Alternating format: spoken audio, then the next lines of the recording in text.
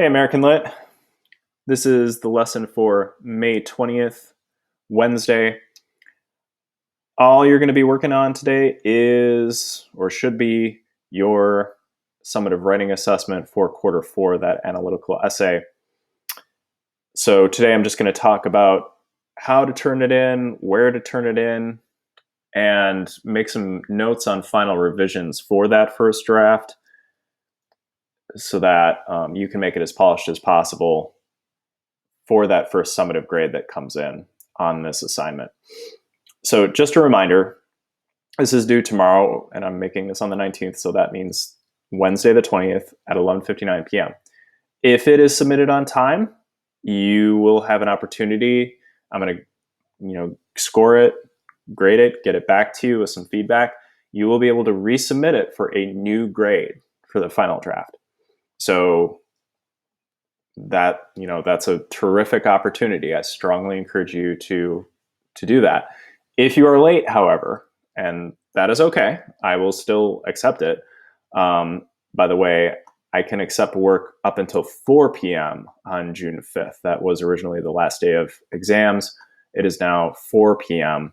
on 6/5, and that is due to an announcement that Ms. Womack sent out this week about the final deadline basically for all student work. So just know that it is 4 p.m., not 11:59, but you can submit it up to that time. However, any draft submitted after May 20, so if you didn't submit a draft before this deadline, that will be considered final. So if you've missed this deadline, that's fine.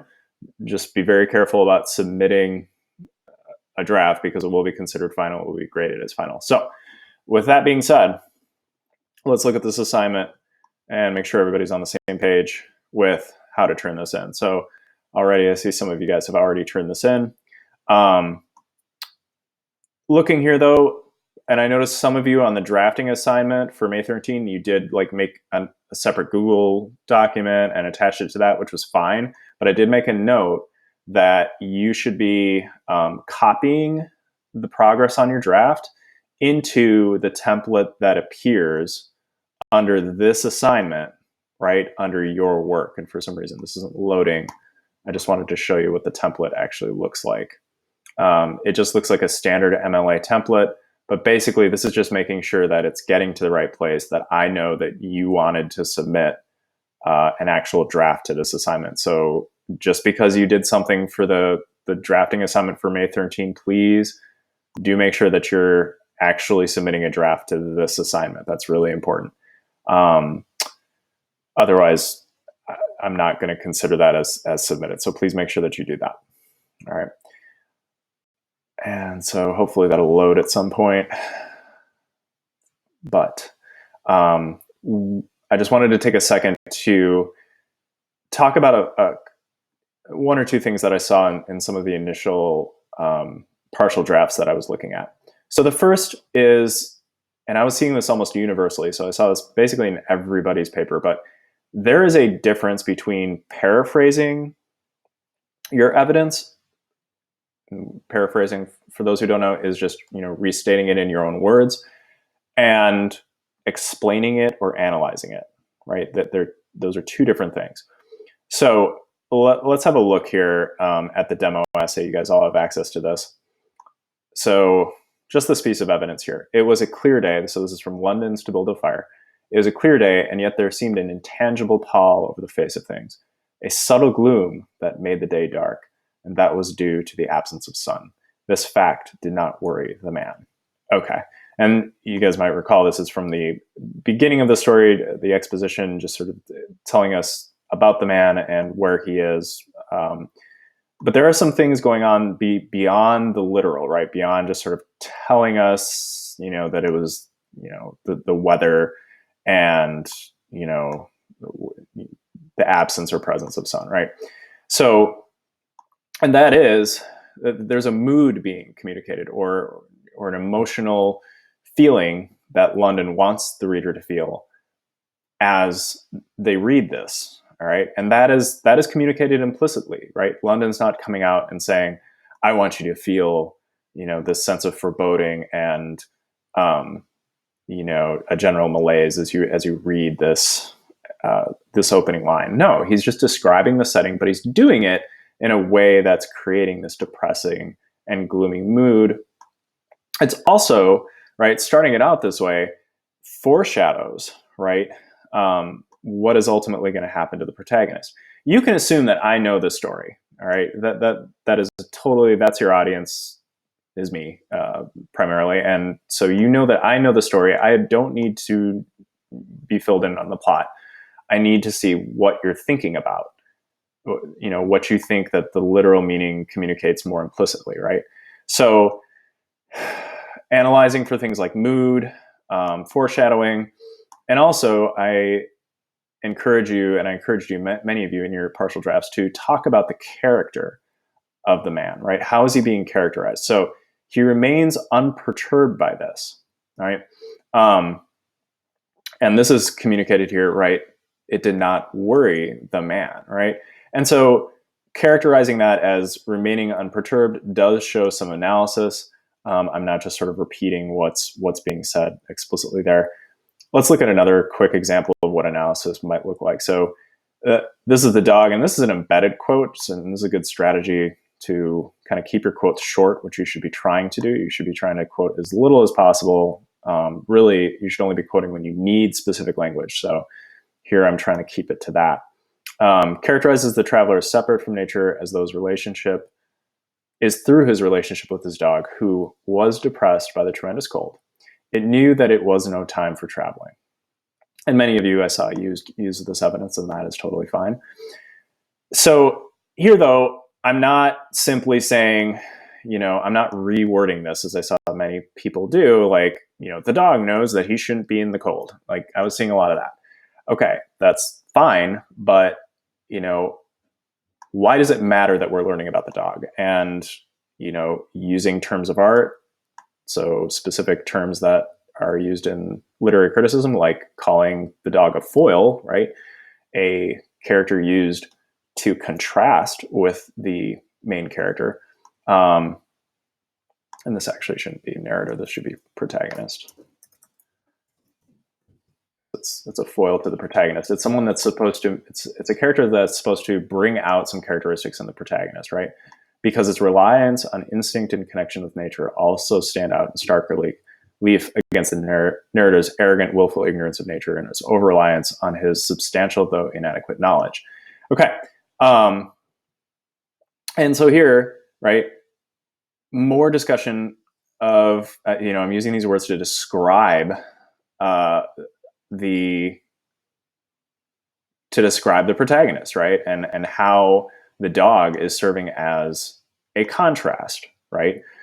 And that is something that is communicated implicitly by, this is why London includes the dog. The dog is not the centerpiece of the story. The London is not trying to communicate to us something about, canine nature. He's interested in communicating something about human nature. And he is doing that by contrasting it with the dog. And so that is what this serves to do. So just discussion of character, discussion of elements, literary elements and literary devices that are coming up are really good strategies for making sure that you're analyzing and not simply paraphrasing. So I just want to make that clear. So those were just some things that I was seeing in the initial analysis. Other things here, I did make a quick note on citation. So in years past, people have had independent novels that they were citing to in addition to texts from collections, and the novels, didn't have line numbers indicated. And so to be consistent for MLA, you really shouldn't be switching back and forth between citing to line numbers and citing to pages. And so I said, well, they all have page numbers, and so you can just cite to page numbers. But you guys are citing to all collections texts, or you should be. So that being said, you should just be citing to line numbers, because that actually is the more specific kind of citation. It tells me more specifically where in the text you're getting your evidence, and it is consistent across all of the texts that you'll be citing. So there is going to be no confusion on my part you know, when you say London 75, well, I'm not thinking, okay, page 75 of the work by London. No, I'm not going to be thinking that. It's going to be obvious that it's line 75. Please also note that you should be citing to your works. You are welcome to copy and paste off of the demo, right? Works cited kind of doesn't, you know, the same rules about plagiarism don't exactly apply, because this is sort of a standard thing that everybody should be doing the same way. So if you see a citation that you can definitely use, then definitely do this. This is your citation to the anthology as a whole, which you should do, which all of you should do. So I should see this in everybody's. And then you can sort of use these abbreviated forms of citation for, you know, each of the works that you choose to cite after that. So there are only 2 cited here. Just keep in mind, because a lot of you are using Men in the Storm, a lot of you are using To Build a Fire. You will need a third, right? So don't think that you can just copy this, even if you have these 2 and be done. You should have a third here. And also note the difference in page numbers, right? So even though basically these are all from Beers et al., which is a quick reference to the anthology, you should be changing the page numbers at the end of that citation. So this can be really helpful for doing your works cited. So please do remember that should be on its own separate page. It should be at the top of the page. I'll fix that real quick. And yeah, so the demo is a really good resource. I encourage you to use it. So again, one last time, first drafts are due. It says tomorrow, but I'm making this on the 19th. It is due on the 20th. That is when this is posted, May 20th at 11:59 p.m. Really, really strongly advise that you do not be late on this deadline, because you basically will miss your chance to get a second crack at this. I am, regardless of when you turn this in, I'm willing to answer specific questions that are emailed to me. I'm not going to do whole draft reviews for people that just, for whatever reason, didn't make this deadline, but I will answer specific questions about your draft.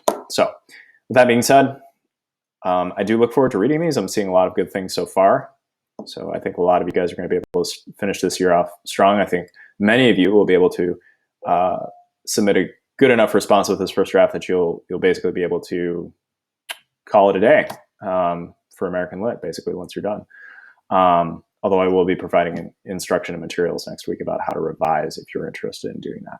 So as always, please feel free to email me with questions or concerns if you have them. And yeah, have a great rest of your day.